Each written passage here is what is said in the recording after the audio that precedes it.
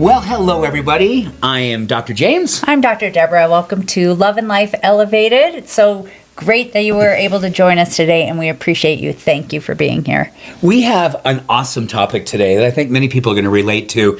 Debra and I have been in and around the circle of biohacking now for maybe 20 plus years? Around there, maybe, yeah. Totally. And certainly if you were to come to our house, you'd see a cold plunge, you'd see red light, you'd see a sauna, and a cabinet with 4 shelves full of wonderful and amazing supplements, and then a backup stock in the laundry room. Wow, it just feels like went to confessional. So yes, this is very much a topic that we know near and dear. It's about the whole idea of using different technologies and different gizmos to help promote longevity and vitality and all these different wonderful things. And one of the things that we're really getting clear about more and more, and this is so beautiful because science has been driving a lot of this technological advances within the biohacking world, which is awesome. And I love that. But more and more, we're also seeing science driving a whole other experience within the biohacking world, if you will, which is more I'm going to call it heart hacking, or does that not work? You can call it whatever you want to call it. I just think that in doing some of the research, I want to share some statistics with you Let's that I do thought. It. So this was published in Forbes in 2025 based on a 2025 survey that was conducted by the Sanctuary Wellness Institute.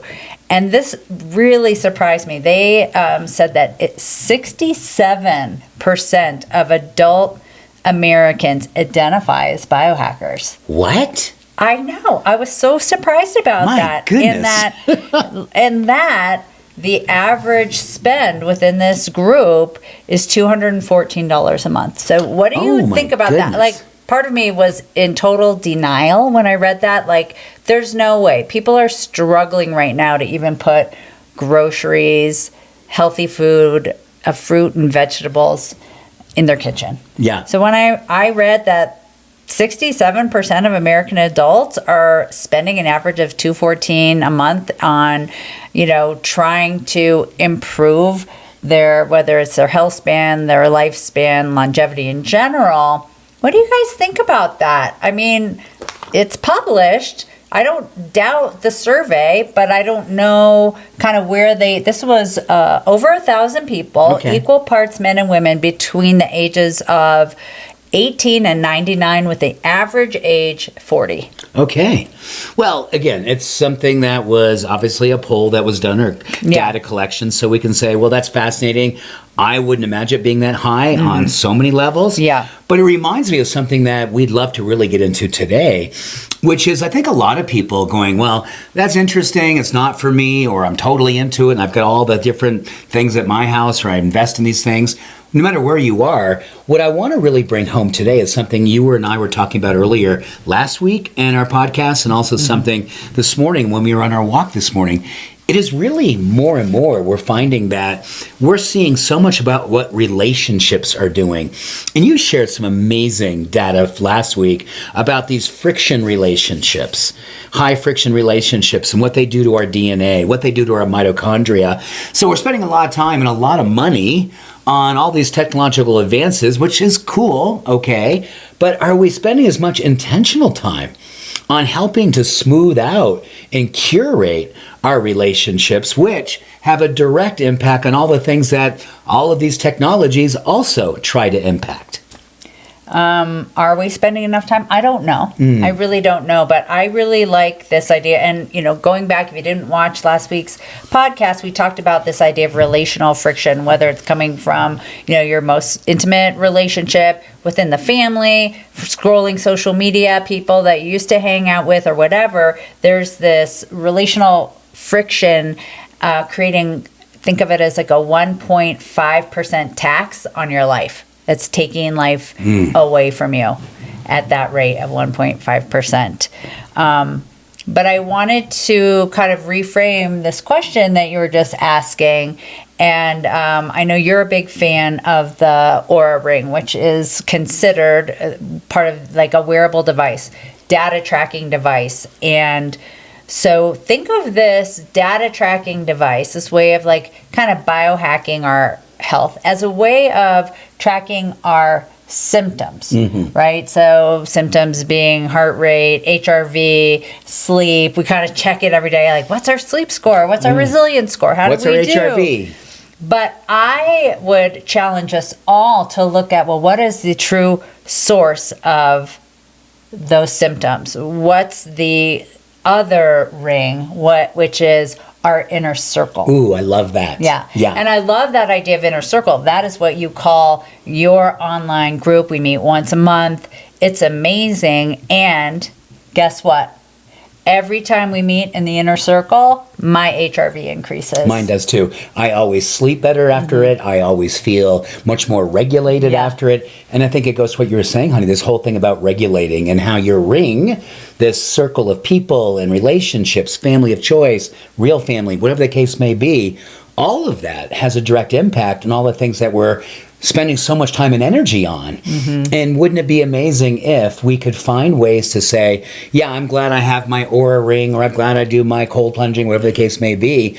But are we doing that in context of actually at the expense of and taking time away from engaging with people? Engaging with humanity, engaging with all the intimate opportunities that we have, because we're so busy checking things off our list of all the things we think we should be doing to improve all these biomarkers. Right, exactly. So let's talk about some of these like zero cost biohack beyond the ring ideas that we're talking about, because these are like our best strategies for kind of doing it without the $200 a month spend, but with improving our heart rate, our HRV, our sleep, and our connection.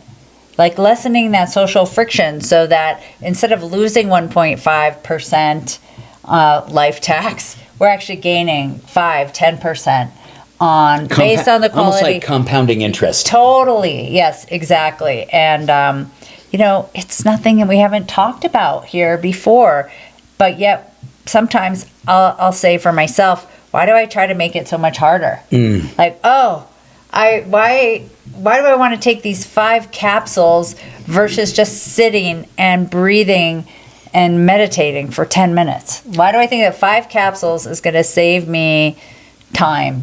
And I'm not shucking supplements, because you and I love to play around and we love the research behind certain, optimizing supplements that may help build our mitochondria, may help us sleep, whatever. We may have deficiencies in some areas, but meditation, it always comes back to that. It always comes back to meditation, mindfulness, breathing, yoga. I do probably most of my focused breathing during yoga. Moving meditation has tended to work a lot better for me. And again, it shows up in my HRV when I'm really in it. And when I do choose to just like totally separately sit in that intentional time. But why is it so hard? I think that this is what's so great about this conversation. I hope all of us get an opportunity to really think about the purpose behind these things, right? Because what we know about things like HRV and what we know about things like telomerase and telomere length and strength, all those things all have a connection to purpose. Yeah. They all have a connection to purpose. So one of the most beautiful opportunities is democratizing this idea of longevity or hacking based on all the things that we can really ask ourselves, what's the purpose behind all the things that we do? And a simple thing that you and I do every single morning, which this really helped me to remind myself, what is the purpose behind this? You and I walk every morning together. Every morning. We never miss a morning, regardless of the wind, the cold, everything. And we never take our phones with us. We never are on our phones. We're never looking at a phone. It is nowhere to be found.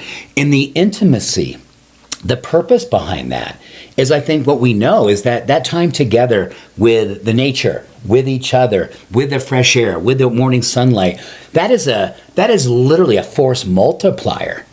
And what's behind it? You and I know that when we finish that walk, we kind of go in our separate ways. You're in your office, I'm in my office, we're doing our separate things. But this gives us a foundation. And I think that whether or not you have a person in your life that you can go for a walk with, or it's somebody you can do any type of thing with, a FaceTime before you go out and start your day, the purpose behind it is this connection, this ring. And the purpose behind that is ultimately everything we think about that we want to be moving and reinforcing on these metrics is connected to the purpose behind why do you do these things in the first place. So we can live longer. So we can have more love in our life. So we can deepen the reasons why it is that we want to be around certain people. We can use technology, or we can use the actual practice in helping us to regulate, so we actually go, oh my goodness, I love this person. I want to make sure I set the intention and follow through with being with this person. And I love what you said a moment ago, sweetheart, about this whole idea of, rather than, when you're getting ready to kind of line up all the things you think you need to do to be healthy, before you do anything, just breathe. Right. Before you do anything. I was reading a great study about grace. And before we have our healthy meal and all the hopefully investments we make around having good, nutrient-dense, wonderful food, just saying grace before we do it is a biohack, if you can call it a biohack. It helps with pancreatic activity, gets more enzymes enrolled. It helps us to move from sympathetic to parasympathetic, so we absorb and really, really utilize nutrition much more effectively. All of these things that we do, it could either be, pre-game for the thing that we do, or, if you will, the actual game of what we're doing. Totally.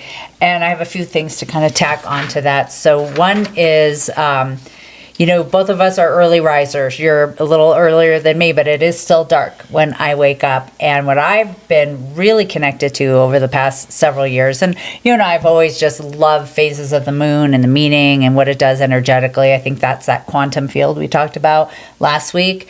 But in particular, 2 nights ago, we had this full moon, blood moon, full lunar eclipse. And so it deepened this practice. And what I try to find it every morning, because I take our dogs out when it's still dark in the morning. And so I'm kind of on high alert because we live in an area where there's predators. So I think I can protect from a mountain lion. I know I can't. But I'm on high alert. But I always am looking up to the sky, like, where's the moon? And then I just take time to do my affirmations for the day in that moment, dogs doing their business. And it's been a practice that's really, really awesome and fulfilling for me. And then I love, watching it as it's starting to go down behind the mountains. So what about people who live in cities and maybe, they just can't see the moon? Whether you're looking at it at night before you go to bed because you're opposite of us. Mm-hmm. You're the late night person. So you're up when you're still burning the oil when the moon's out. Or same thing, in the morning, they don't have access to that early morning light. What do you recommend for people who are struggling to That's a great question. To align with that circadian rhythm? Well, the most important thing is that light is light is light. Mm-hmm. Whether or not you can see the sun, the sun's ideal, mm-hmm. and getting a chance to have an unobstructed experience with the sun, that's ideal. But even just morning light, if you have skyscrapers around you, and all you can do is look up at the sky and see the morning light. Do you mean skylights? Skylights, or getting outside No, you said skyscrapers. Oh, did I? Yeah. Well, if there's skyscrapers around you and you step outdoors. Gotcha. I thought you were looking up in your house at the and you can see the sky. It's all about just seeing the light. Yes. Seeing the light. And that's all that matters. Mm-hmm. So getting outside and seeing the light is the thing to do. And a lot of people will say this, well, gosh, James, you get up at 4 a.m. What about there's no sun happening for at least a couple more hours? Don't be afraid. And no, artificial light does not champion the same way the sun does or natural light, but it does serve a purpose. If we get up and we're moving around in the dark, there is a way in which that disrupts more of the circadian rhythm. So until the sun does come up or until you can out and see the real light, turn on bright lights. Turn them on. Get things going. That's going to help all the things that you want to be initiating with your circadian rhythm. So that's something you can be doing. Okay, well, that's great because I want to challenge you on something. In the last year or so, I would say, so when we come down to the gym, we do have the canned overhead lights. And frankly, they're just too bright. Uh-huh. They can be bright so that when you're, say, moving down to your floor work where maybe you're on your back and you're looking up, you don't want it right in your face. And so you and I have gotten used to actually minimal light in the gym in the morning. We just have, I think it's, a 40-watt bulb in one stand in the corner. Can I tell you a secret? What? Oh, you have them bright before I get down? Yes, because I know you don't like it, so I turn them. I manage the environment to support my sweetheart. I change the seat. Wait, so you hear me come down the stairs, you're like, whoop, quick switch. Every time. Oh, that's so sweet. Yeah, that and I get the Peloton seat back to your height and everything. So I do all these things, honey, because I know how you like to do things. You're helping biohack me, my physiology. Setting up your curation. Well, that's really cool. So tell me more about that. Like, why does that help you get going? Because it actually... Well, I don't want people to think it's going to do the trick. Yeah. Mm-hmm. It keeps things moving in the right direction until the sun does come up. Yeah. Or when you can get outside and see the sky. And probably that's what it is, right? Because by the time I don't come immediately downstairs at 5 o'clock. No. Right? I'm interacting with the dogs and I'm doing a lot of my mindfulness and my getting my brain going with my New York Times puzzles, and I'm doing that with our daughter. So it's really, I'm feeding so many other parts, and then I engage in heart rate stuff that actually activates my brain even more, and then the weights and so forth. So by the time I get down, it's already starting to get light, so I don't need to be bombarded by light, which is what sometimes it feels like when I'm entering, that space. And same thing at night. You are amazing at putting on your dark glass, like blue. It's so much beyond blue light blocking. Can I just say something? So if you're not in a relationship that's been as long as this one, over 30 years, I have enough investment in this relationship because I look like such a dork that I can't imagine if maybe a year or two into relating with you, you would have been seeing that, you would have been going, that's not my guy. No, you look like you do not. You look like you just came from the eye doctor and they put those dilating drops in your eyes. Okay. And so you're wearing those dark, don't let any light in kind of glasses. So he's wearing those at night when we're kind of shutting down. Yep. And where I'm sensitive to that is I can't have the overhead light on the couch area, even though that's not a very bright light either. True. But I'm always I need that off. So I guess I'm sensitive, but I love the morning light. I love the afternoon light. One thing I think is this all connected to is the fact that when you're thinking about all these different ways in which we can be naturally hacking ourselves, biggest one of all is the whole idea of whatever it is that you deem helpful, your walk, getting up in the morning, looking at the sky, whatever it might be, when you give it the right to be a ritual, the right to be a ritual, like you ritualize, you say, this is important, I follow through. I've been using this a lot with people I coach over the last number of weeks. It seems to really work for people. A lot of people, most people, with a laptop, you'll have 3 or 4, 10 tabs open. We go through life with 10 or 12 tabs open. We never close the loop and shut down the tab. And I feel like ritual is an opportunity to open up a tab called self-care, hacking, self-love, whatever it might be. Go to that tab, do the thing that you ritualize, and then close the tab. That is in itself one of the most powerful ways that we help our brain, our heart, our HRV, our mental and emotional well-being, regulating ourselves, getting from sympathetic to parasympathetic, just witnessing ourselves, doing the thing that we deem important, and then doing it, and then going, great, I'm gonna shut that tab down, I followed through. Follow through these days is frankly one of the most powerful things that most people have a hard time doing because we're on to the next thing. We don't ritualize and celebrate what we have just done. Closing a loop in self-efficacy is literally one of the most powerful things that we can do. I think that is pure gold. I think most people can relate to that. If you looked at my computer, I have 25 tabs open probably. And the funny part is how sometimes I criticize you. Well, criticize is a strong word, but you know what I mean. I'll be like, why'd you close that tab? Because you just with the whole password thing or needing support with logging in, I'll be like, I told you to leave that tab open. I'm trying to do self-efficacy. This is my hack.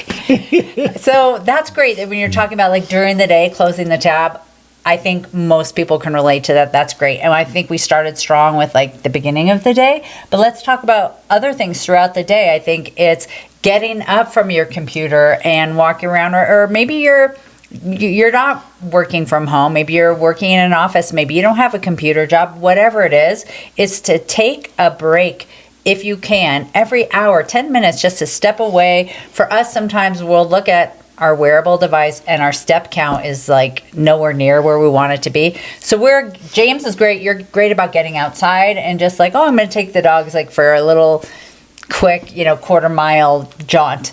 And then, it's funny how many steps I can get vacuuming. And sometimes I'll just squeeze that in. Yeah. Right? And all of a sudden you gain 1,200 steps. Yeah, it's true. But also I wanted to talk about the bookend and then the evening rituals and being on purpose in the evenings. And I'd say like, gosh. Can I share like one afternoon one? No, really quick. Yes, you can. This is helpful. One of the biggest challenges, I'm going to give you two things that you can do that are literally a little bit of an investment for one of them, no investment for the other. One of them is a nap.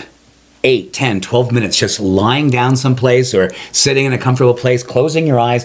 And if you can doze off for a few minutes, it is an absolute metabolic upgrade. Mm-hmm. It has collagen opportunities for your skin, and cognitive flexibility. That is one of the most beautiful things. And you have to remember this, everybody. We were never intended to get up and go for 14 to 16 hours.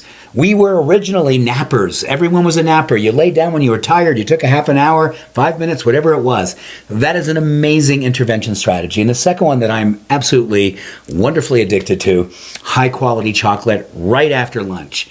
That is also going to help with managing cortisol. A lot of people do that for their hacking thing. Well, just enjoy a small and beautiful serving of 80% dark chocolate. That's going to do a lot of the things that you'd want to have it do. And maybe a third one, after every meal, just take a short walk. Go outdoors, take a short walk. It's going to improve your insulin sensitivity. It's going to metabolic activity back to being re-engaged again. And then you head back into whatever you're doing, and your whole system has been upgraded. I love that because I would say that for probably at least 80% of people, those strategies really work, regardless of what kind of work you're doing or not doing. Like if, you're getting those breaks as required by law, or you should be, whether you're in a physical labor job, you're working from home, you're in co-working space, or you're in an office. I mean, so many of the more forward-thinking companies have napping rooms these Even though days. I've worked in a lot of the, not worked there, but I've done a lot of presentations for very progressive companies all over the world. And I'll say, well, gosh, I saw you guys have a napping room. Who uses it? No one. And everyone's like, I'll say, no one's using it? They go, oh, you know what, just kind of the guilt of whether or not someone would see me in there. I was like, oh my goodness, guys, we need to make sure that one of us becomes the ringleader and leads into this experience so others should be feel. Like a line. Right? Like literally to get into that room and put your guard down. Life-changing. Totally. And let's just kind of fast forward to the evening ritual. And what I was going to share is how we have our evening wind down is getting earlier and earlier, which I love. And that's fair because we start so early. Yeah. So by 4 o'clock, you've been going for 12 hours already. And so you're really winding down by 4. I may be half hour behind you, just like I am in the mornings. Yeah. And now your goal is to be done eating dinner by like no later than 5:30. And I know you would like it to be 5. And it's not because you're trying to do one more biohack, which is intermittent fasting. You just feel better when you're not trying to digest when you're sleeping. And the research tells us if we can have at least 2, but ideally 2.5 to 3 hours in between feeding, dinner, and bedtime, HRV gets extraordinarily supported by that. Yeah, that's really, really cool. And what I want to talk about wearables a little bit more. So this is like if you're on a treadmill or a bike and you're wearing heart rate monitor, you're wearing an Apple Watch or a Fitbit or an Oura Ring. Like these things are all really fun. These are great whether you're doing sauna, cold plunge, red light, love it. But what happens is they call them the isolated optimizers. Like if you're just thinking that that's going to be the do all end all for extending your life, like there's nothing that shows up in the research that says doing all those things are going to make you happier. Bringing this full circle metaphorically and in real time is that what's going to make you happier, healthier, improve your HRV, improve your lifespan, your health span, is expanding and engaging your inner circle, your social circle. And the other thing that, I don't want to sound negative around the wearables, but we can get kind of into a state of orthorexia, where we're like overly obsessed with the data, with the workout, with the perfect diet, and it actually creates more anxiety and unhappiness. Exactly. So it's just like a little word of caution around that. I think it's really fun. And also, like, I've recommended continuous glucose monitors for my patients. I think it's great to have the information and then put it to work for you. Yeah. And through these practices that we're talking about, through the walking, through the healthy eating, through stopping eating, at whatever time makes sense with your circadian rhythm. So true. And I think to bring this completely full circle, based on science, of the very best research that's ever been done on health span, longevity, happiness, the Framingham study, all the things. They looked at all the biomarkers. They looked at money. They looked at marriage. They looked at all these different things. Number one, and it was literally so far out in front of everything else, diet and exercise, it was literally relationships. It all comes back to relationships. Yeah. We are social. We need to engage with other people. And I think, especially right now, when a lot of people are feeling polarized and guarded and defended, make it a priority. Have your number one intention. Find your tribe. Find your people. Do what you can to engage with those people. Make sure your heart opens. Be compassionate. Be vulnerable. Be all the things that make you alive, and that's going to keep you alive. I love it. And so, in summary, it's the relational optimization is the ultimate biohack, and I think that kind of sums it all up. Relational optimization. I love that. Or relational biology. Ooh, I love that one too. So I think that you have an opportunity to share what it is that you are doing, hopefully, so we can continue to feel like what it is that we're doing together, because more that we're witnessing the exchange, the more we feel like, oh my goodness, I am part of something, I belong. Belonging is so much more powerful than fitting in. Well, also, and back to that kind of that study from survey from 2025, if I were to read that and go, oh my gosh, I need to spend $215 a month just to try to live a little bit better, healthier, longer, stronger. No, do these things that James and I have walked you through that don't cost anything, right? Breathing the fresh air, taking time to connect with yourself, your purpose, writing it down. Going in for a long hug. Going in for a long hug. Going in for a long hug. Oxytocin, all the things. So it's good, isn't it? It's good, right? And listen, there's going to be a time and a place. We do love talking about supplements. Sure. There's a lot of fun things. And if you came over, you're more than likely going to be encouraged to go into the cold plunge sometime during the day, because it's my love language. So that's going to happen. There's all that happening. And I think the beauty is just giving yourself permission to really put your guard down and then ask yourself, of all the things that I can do, which one gives me the greatest sense of joy?